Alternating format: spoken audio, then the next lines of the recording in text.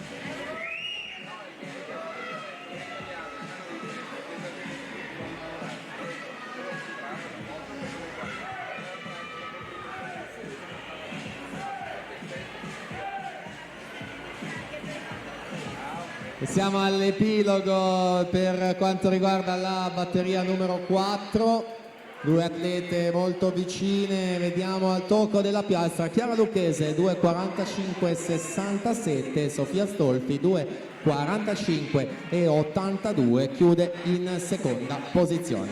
Quindi alla partenza abbiamo la quinta e ultima batteria dei Due Rana ragazzi.